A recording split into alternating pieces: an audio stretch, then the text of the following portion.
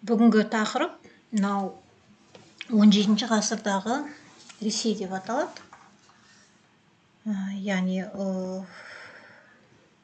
бұның алдында билік еткен Иван Грозный, 4-ші Иван немесе Иван Грозныйдан кейінгі Ресейдегі жағдайға тоқталамыз.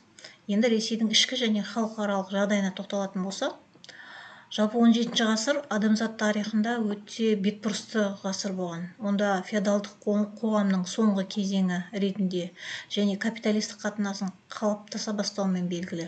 17 ғасырда феодалдық қоғам көп мемлекеттерде, Европаның көп мемлекеттерінде ыдырап, жаңа капиталистік мемлекеттер құрылған болатын. Естеріңізде болса, мынау 17 ғасырдың 40-шы жылдарында ағылшын буржуазиялық революциясы нәтижесінде тарихта жаңа заман кезеңі дүниеге келді. Еуропа елдерінде капиталистік қатынас жедел қарқынмен дами бастады. Ұлы географиялық жаңалықтар кезеңі жаңа жерлерді игеріп, рыноктың кеңеюіне жол салған екен. Ұлыбритания, Голландия секілді Еуропа елдері өндірісті елдерге айналды. Испания мен Португалия жаңа отарлық иеліктерді бағындырды. Сөйтіп, сауда буржуазиясы біртіндеп өндірістік буржуазияға айнала бастады. Әлеуметтік салада Еуропа елдерінде жұмысшы табы қалыптасты. Саяси тұрғыдан монархиялық үстемдік әлсіреп, абсолюттік монархия мен конституциялық монархия күшейді. Жаңа тап буржуазия өздерінің саяси билігін нығайтуға көшті. Міне, 17 ғасыр Европа үшін осындай бетбұрысты ғасыр болған.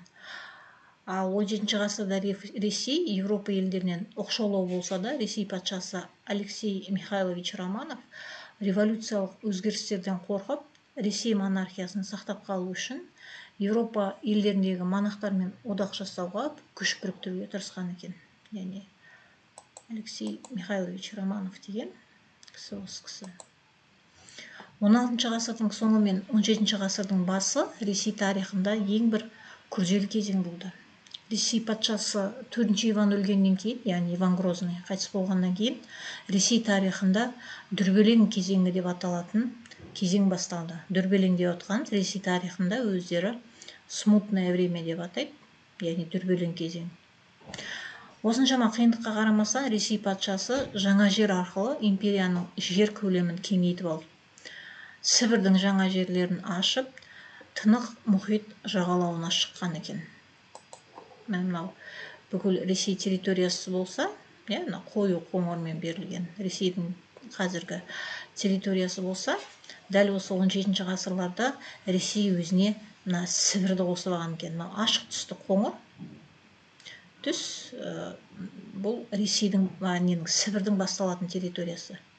Міне Сібірді түгел қарап отырсаңыз өте үлкен аймақ. Осыны 17 ғасырда қосып алған екен Сібір жерін Ресей өзіне. 17 ғасырдың аяғында Камчаткаға жетіп, жаңа жерлерді игеруге көшті. Камчатка сол Сібірдің ең қиыр шығысындағы осы жерді Камчатка деп атайды. Міне осы Камчаткаға жетеді, Тынық мұхитына жетеді, жалпы зерттеу жұмыстарын бастайды.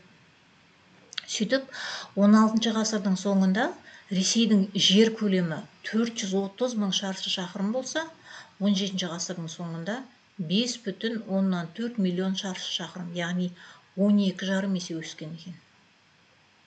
Енді өздеріңіз ойлап қараңыздар. Мынандай кішкентай ғана Мәскеудің төңірегіндегі мемлекет бірден жарты Евразияны алатындай үлкен деңгейге жетті. 12,5 есе ұлғайған екен. Оның үстінде 17 ғасырда Ресей жері тағы да кеңейіп, 1654 жылы Украина жері Ресейге қосылды. Қазіргі Украина жері кезінде осы Ресейге қосылған екен, яғни 17 ғасырда, нақты айтсақ 1654 жылы. Украинаның оңтүстік жерін Речь Посполитадан, яғни сол кездегі Польша мемлекеті солай аталған, Речь Посполитадан қорғау үшін шекарасын бекітті. Жаңа жерлерді қорғау мақсатымен Ресей империясы казактарды қоныстандырып, орыс тәртібін орнатты.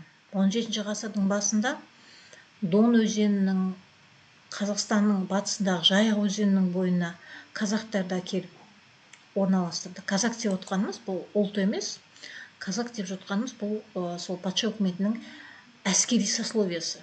казаки дейді. Міне солар біздің Қазақстан жеріне, Қазақстан тарихынан естеріңізде болса, осы 17 ғасырда жайық жаңағы өзен бойына қоныстанып, өздерінің жайық казактары немесе Орал казактары деп атай бастайды. Яғни казактардың Қазақстан жерінде пайда болу міне осы жағдаймен байланысты екен. 17 ғасырда Ресей әлеуметтік экономикалық дамуында сословиялық топтарға бөлініп, сословиялық монархия айналды. Ресей қоғамын 3 әлеуметтік топты құрады. Бірінші топ ол билік басындағылар, екіншісі ол сауда өнеркәсіп қызметкерлері, үшіншісі шаруалар. Жоғарғы топқа Мәскеу ұлы князі, сарай қызметкерлері, яғни патша сарайындағы адамдар, баяр, аристократтар кірсе, екінші топқа саудагерлер мен қолөнершілер, әскерилер, қазына, ағаш шеберлер мен ұсталар жатқан екен. Әлеуметтік топтар арасындағы бақталастық, билік үшін күрес 17 ғасырда Ресейде дүрбелең кезеңдер тудырды. Бұл кезең 1584-1613 жылдарға дейін созылған екен. Яғни Иван Грозныйдан қайтыс болған жылынан бастап 1613 жыл, яғни Романовтар династиясының таққа келгенге дейінгі жылдар аралығы бұл дүрбелең кезең екен. Келесі тақырыпша Борис Годуновтың таққа отыруы. Дүрбелең дәуірдің басталуына негізгі себеп болған оқиға, жаңа жоғарыда айтып кеткенімдей, 1584 жылы Ресей патшасы 4-ші Иванның, яғни Иван Грозныйдан қайтыс болуы. Бұл Иван Грозныйдың негізі 3 болу болған. Олар Иван, Федор және Дмитрий. Үлкен ұлы Иван Грозный өзі қатыгездікпен ұрып өлтірген екен бала кезінде. Федор деген ұлының сәл ақылы кемістеу болған. Ал 3-ші ұлы Дмитрий 9 жасқа келгенде белгісіз жағдайда қазаға ұшырайды. Белгісіз бір кенеттен. Сөйтіп Иван Грозный қайтыс болғаннан кейін оның орнына 1584 жылы оның ақыл есі кем Федор деген баласы патшалық құрады. Суретте көріп тұрсаңыздар, Федор Иоанович деген осы кімнің, Иван Грозныйдың ақыл есі кемдеу баласы. Енді суреттегі түрден де көрініп тұр. Сәл ақылында кемістік бар екен. Бұл Федор Иоановичтің артында мұрагер болатын баласы болмаған. Шын мәнінде патшалықты Федор Иоанович емес, оның жаңағы әйелінің ағасы Борис Годунов басқарып отырған. Сөйтіп Федор Иоанович қайтыс болғаннан кейін жаңағы 1598 жылы таққа сол Федордың әйелінің ағасы Борис Годунов таққа отырады. Борис Годунов, алдарыңызда тұр, Борис Годунов деген жаңағы Федор Иоановичтің әйелінің ағасы. Қайнағасы ғой сонда. Міне Борис Годунов осылайша таққа келеді. Борис Годунов, яғни 1598 жыл таққа келді, есте сақтаймыз бұл датаны. Борис Годунов өз заманындағы ірі саяси және мемлекет қайраткері болған адам. Ресейдің Европа елдерінен артта қалғанын түсініп, шетелдерден оқыған білімді адамдар әкеледі. Сонымен бірге шетелге дворян балаларын оқуға жібереді. Қазіргі бізде Қазақстандағы болашақ бағдарламасы секілді, бұнда да жаңағы Борис Годунов Ресейде осындай шараны жүзеге асырған екен. Яғни дворян балаларын оқуға шетелге жіберіп тұрған екен. Ресейдің діни дербестігін нығайту, рухани жағынан күшейту үшін Ресей қоғамында патриархтың рөлін арттырады. Сыртқы саясатта 1593 жылдары шведтермен соғыстың барысында Балтық теңізіндегі Ивангород, Ям, Капория және тағы басқа бекіністерді қайтарады. Неден картадан көрсеңіздер, Ивангород, Ям, Капория, міне осы бекіністерді Ресейге қайтарып береді екен осы Борис Годунов. Содан кейін елдегі нені дағдарыстан шығу және князьдер мен боярлар арасында бақталастықты тоқтату үшін Борис Годунов қатал саясат жүргізеді. Борис Годунов үкіметі Ресейдің халықаралық жағдайын нығайту үшін тың шаралар қолданды. Батыс шекараны күшейту үшін Смоленск бекінісін салдырды.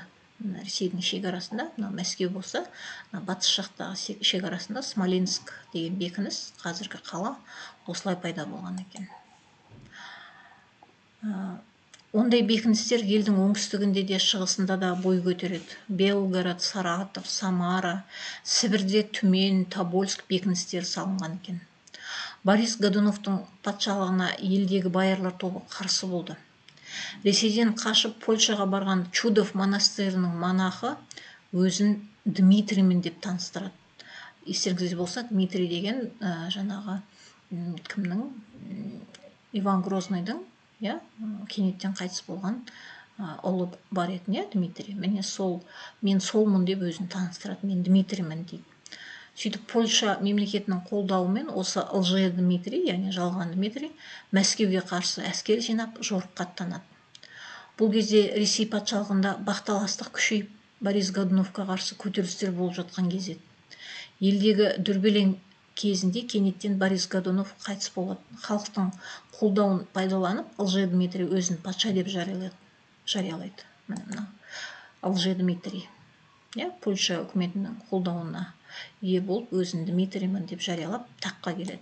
Бірақ көп кешікпей лжи Дмитрий толық әшкереленеді. Сөйтіп 1606 жылы Мәскеу қаласының халқы көтеріліске шығып, бұл лжи Дмитрийді өлтіреді. Өкіметті боярлар басып алады.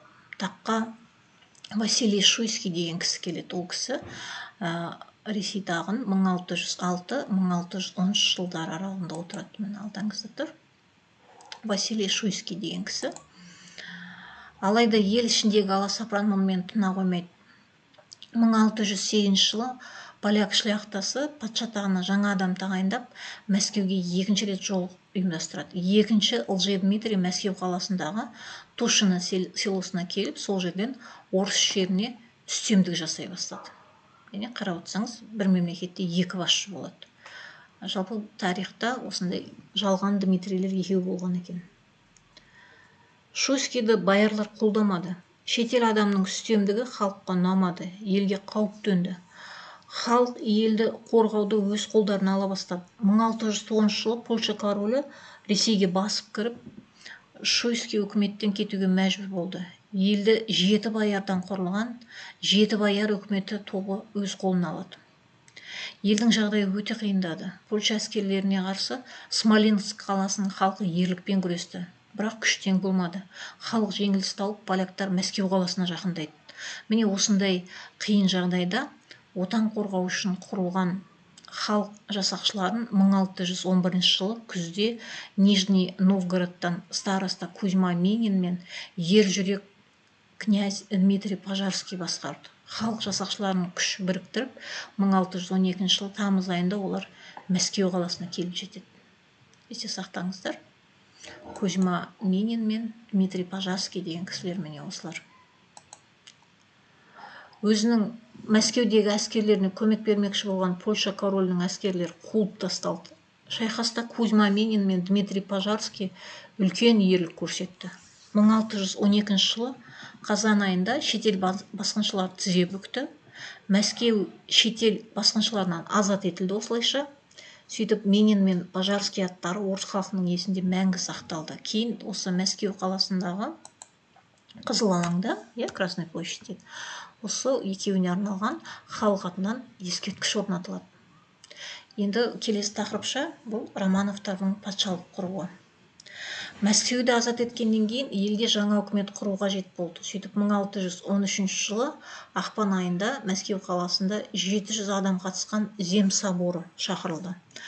Халық жиналысына барлық боярлар, дворяндар, шіркеу қызметкерлері, қала адамдары, немесе посадтар деп атайды олар, казактар және шаруалар қатысқан болатын. Зем соборының Ресейге патша болуға лайықты адамды сайлау керек болды. Ол адам 16 жастағы Михаил Федорович Романов болды. Оның әкесі Филарет, яғни Федор, шетел шапқыншылығы кезінде Тушино селосынан кетпей, боярлардың арасында беделге ие болған болатын. Сөйтіп, таққа 16 жастағы Михаил Федорович Романов келеді. Мына ең алғашқы Романовтар династиясының өкілі. Бұдан кейін Романовтар династиясы Ресейді 3 ғасыр бойы билейді. Жалпы Романовтың өзі 1613-1645 жылы басқарса, ал Романовтар әулеті Ресейді 3 ғасыр бойы билейді. 1613 жылдан 1917 жылға дейін. 1649 жылы собор заңдарының жинағы қабылданды. Ол Ресейдегі шаруалардың басыбайлығын түпкілікті бекітті. Енді 17 ғасырдағы орыс мәдениетіне тоқталатын болсақ, 17 ғасырда Ресейде ағаш сәулет өнері ерекше дамыды. Коломна селосындағы ағаштан салынған сарай 17 ғасыр сәулет өнерінің озық туындысы болып табылады. Шіркеулер қала тұрғындарының сұранысы бойынша салынды.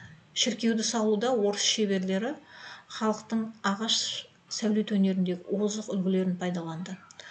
Орыс сәулет өнерінде ерекше қызыл бояу қолдану арқылы үйдің сыртын әшекейлеген. Шіркеулердің сырты қызыл кірпіштермен өрілген. Мысалға, мына Мәскеу қаласындағы Кремль кейінгі кезде қызыл кірпішпен қаланып, қазіргі кезге дейін сол қалпында сақталған. Яғни қызыл бояуды қолдану, қызыл кірпішпен салу сол 17 ғасырда орын алған үрдіс екен. 17 ғасырда орыс суретшілер тамаша икондық шығармалар, фрескалар жасау ісін одан әрі жалғастырады. Белгілі шебер Симон өз икондарында адамның шынайы келбетін беруге тырысты. Орыс суретшілері портреттік бейнелер жасауда асқан шеберлікке қол жеткізді. Қалаларда көптеген адамдар өз балаларын оқытуға ұмтылды. 17 ғасырда жалпы Ресейде халықтың көбі сауатсыз болатын. Шіркеу сауат ашу ісінде діни уағыздарды насихаттауда негізгі орталыққа айналды. Мектептер ашылып, жазу, арифметика пәндері оқытыла бастады. 1687 жылы тұңғыш славян, грек, латын жоғары мектебі ашылды. Жоғары мектепте ежелгі грек, латын тілі, діни ілімі, геометрия, арифметика, астрономия, грамматика пәндері оқытылды. Бұл тұңғыш мәртебесі жоғары шенеуніктер оқитын жоғары мектеп еді. Халыққа дәрігерлік көмек көрсету ісінде халық емшілерінің орны ерекше болды. Әртүрлі шөптердің емдік қасиеттері, ауруды емдеу құралдары туралы білім ғасырлар бойы жинақталды. Мәскеу қаласында тұңғыш рет дәріхана қызметкерлерінің мектебі ашылып, дәрігерлер даярлай бастады. Оны орыс емшілерінің мектебі деп атаған екен. Міне 17 ғасырдағы Ресей тарихы туралы ақпарат осы. Тыңдағандарыңызға рахмет.